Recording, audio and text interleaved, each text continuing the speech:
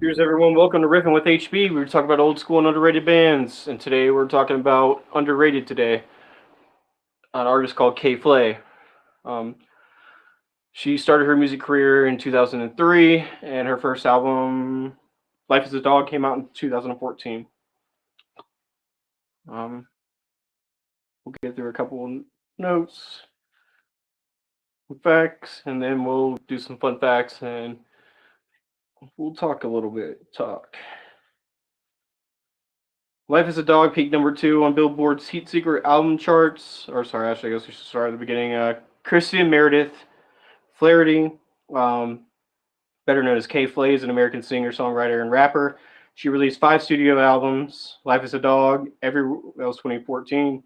Everywhere is Somewhere in 2017. Solutions in 2019. Inside Voices, Outside Voices in 22, and Mono in 23.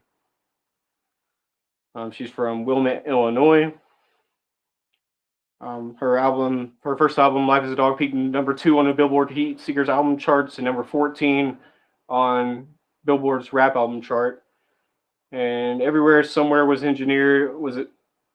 nominated for Grammy Award for Best Engineered Album, non-classical. And while its lead single, Blood in the Cut, was nominated for the Grammy Award for Best Rock Song, k.flay is also known for collaborating with artists such as Dune Rat's grandson, Mike Shinoda from Linkin Park, Party Favor, Tom Morello from Audio Slave and Rage Against the Machine, Travis Barker, Blink-182, and a couple other bands.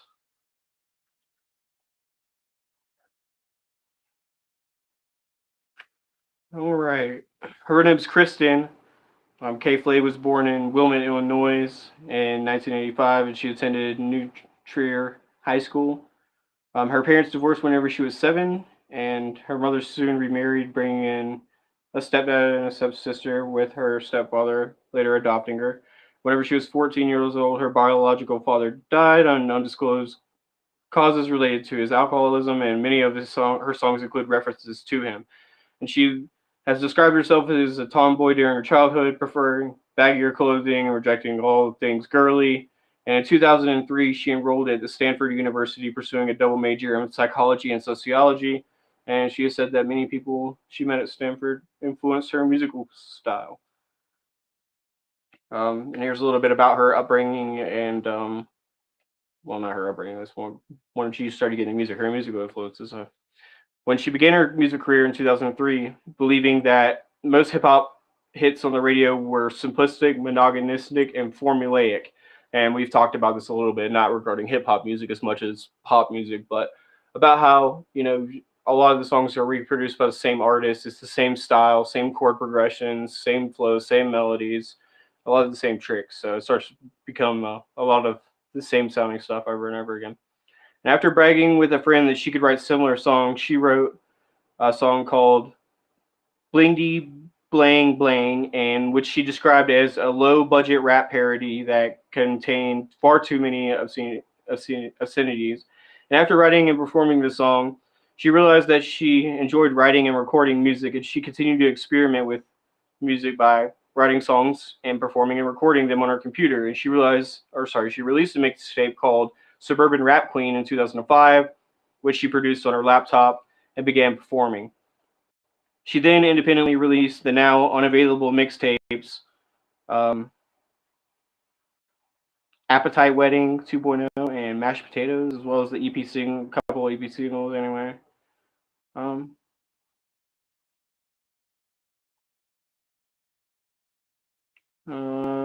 she signed here with RCA Records in 2012.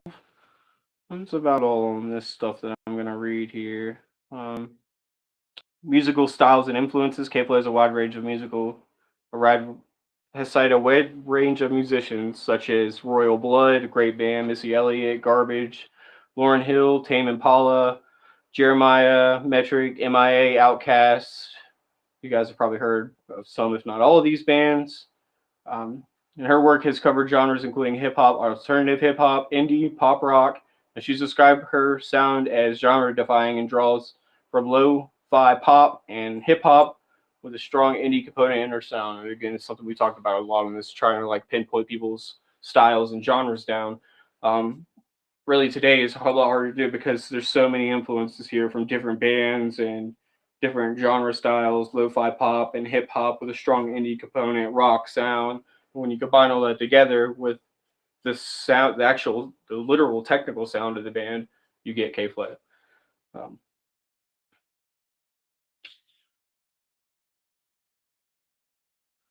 let's look at some fun facts here.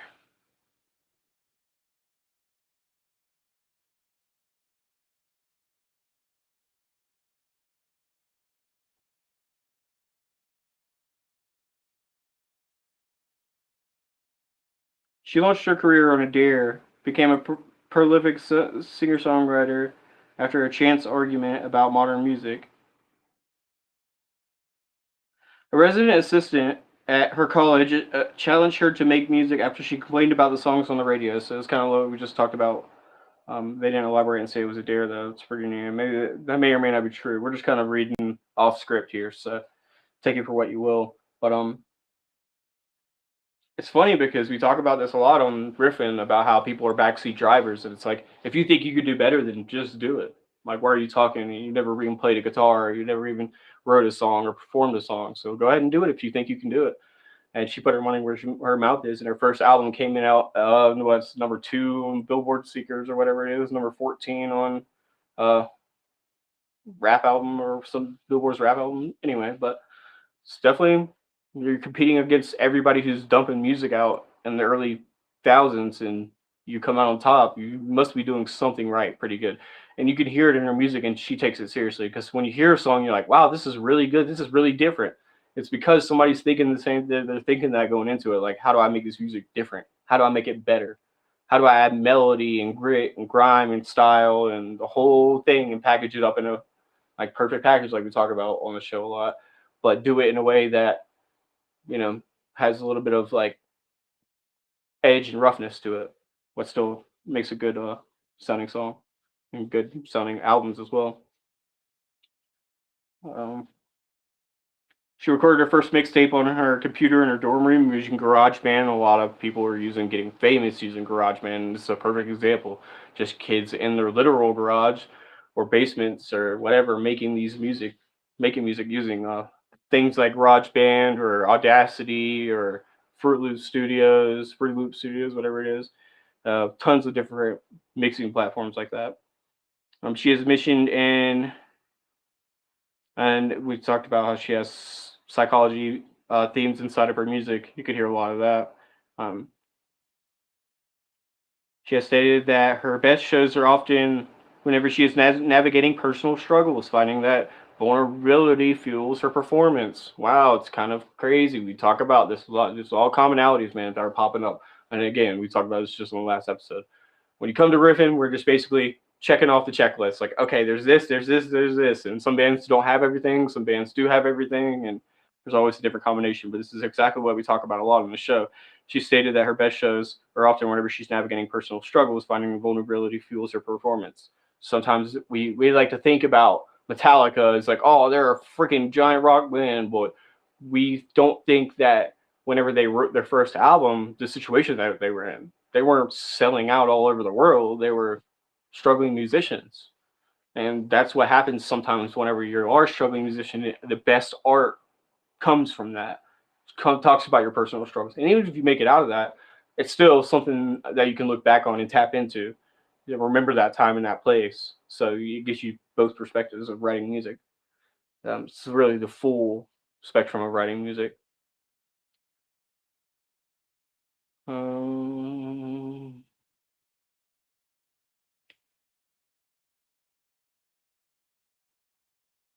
During the pandemic, she released a cover EP, Don't Judge a Song by Its Cover, which features songs from Limp Bizkit, The Offspring, Green Day, definitely the whole 90s kind of era. And I think she was born in 84, 85, something we were just reading. So it makes sense that that's a lot of her type of influence. A lot of these songs I used to play on guitar, some of them I still do. But when I was first becoming a starting guitarist, The Offspring, Green Day, stuff like that. I'm going to read some comments here in the chat.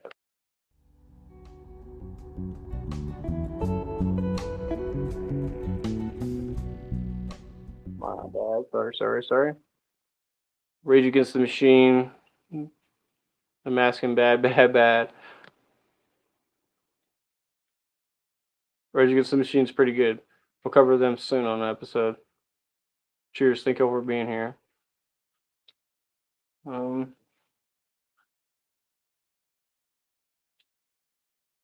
And to be able to be, I mean, this is a perfect example. It's just her doing her thing, making her music the way that she wants it to be. Is kind of what we talked about the other day. Now, if you can make it work with a brand and you can do that and that's your thing, that's all fine and great. Some of my favorite bands, most of my bands that I love, are group. Obviously, we covered mostly groups here in the show, but even whenever we cover Paramore, our last female artist, last mainly female artist band.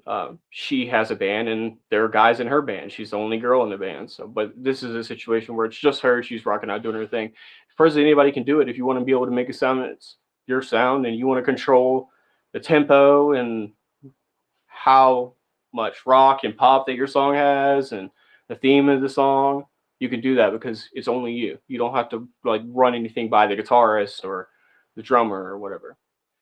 Um, yeah. I mean, I should mention right now, we're going to be covering Modest Mouse next week on Riffin with HB on Thursday. Definitely a really weird, obscure band, underrated and old school. Lots of nice music comes from that time. Lots of good rock. Yep, 100%. Some of the best rock in the world. Now, I have this debate a lot of the times because again, a lot of the people that I have this conversation with are, you know, born in the '60s and '70s, and they don't really understand that, a lot of it's sentimental. Like, God, I love Rolling Stones and Black Sabbath and all those bands, but some of the best rock and roll in the world came out of the late '80s, early '90s, even the early thousands. 100%. If I had to only pick one generation, like one 10-year gap of music to listen to, yeah, I'd probably pick the either in the '90s or early thousands. But I know a lot of people who could pick the '70s and be just fine with it. Right now, we're not as old as we've been. She started her music career in what 2003, and first album came out in 2014. So I think the boys we covered equally opposite are from 2024 or something like that. Maybe a couple years earlier than that, but anyway, around the 2020s. Pearl Jam, Nirvana, Metallica, AC/DC, yep, on and on and on. And these are a lot of the bands that I love the most. Alice in Chains, Stone Temple Pilots, Pearl Jam, uh, yeah, on and on and on. Yep, those are a lot of the bands that I love. Just Ozzy Alone is a legend, yep. So that's why I like to be able to, because you got to think whenever we get older, whenever me and my generation get older, these are the bands that we're gonna talk about. We're gonna be like, hey, you guys ever heard of this band? I remember this girl back in the day was killing that shit. Whatever happened to her? Or maybe she's still doing her thing, or maybe she's like one of the few that's left, just like today, just like with Ozzy. And there's been so many bands that have come and gone, and it's very few that I've held in there, but still ones that we go back and think and look on. Modest Mouse is a great example because they still write music. They're literally still putting music out to this day as we talk about them, and it's kind of crazy they're not spoken about more than they are. So that's what I'm doing my part, trying to be like, hey, you guys, listen to this shit. But k.flay's got a lot of nice music. If you're into that kind of like, if you like Nine Inch Nails and stuff like that, underground kind of like edgy, uh, pop electronic music, she has a lot of stuff that you would like as far as like if you're into that kind of sound and that kind of stuff. Yeah, 100%. That is true. Cool. Before we get out of here, do you guys want to see any bands? Let me know in the chat if you want to see anything. We do have an opening for Saturday. Um,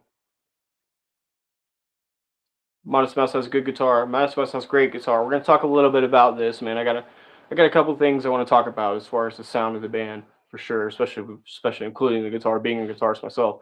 Yeah. Yep.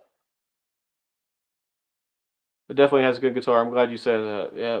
It's one of my favorite bands, especially as far as psychedelic rock is concerned.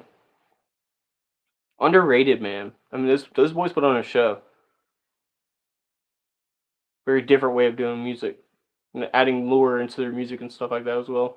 K.flay's got a really good way of doing that too. Again, putting the psychology and experiences of your life into a story is what fucking makes your music relatable. It's like a picture could say 1,000 words type thing, you know. And doing it her damn self, and doing it from nothing. Like, hey, I'll just do this shit myself. I love that attitude. Like, if no one else is doing it, I'll fucking just do it myself, and I'll make it great.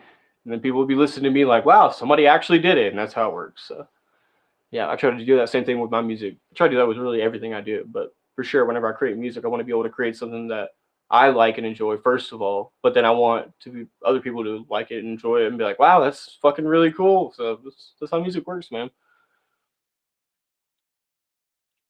Super trippy. Yep.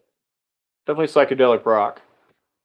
Um, cool. I'm gonna wrap this one up, man. It's been short and sweet.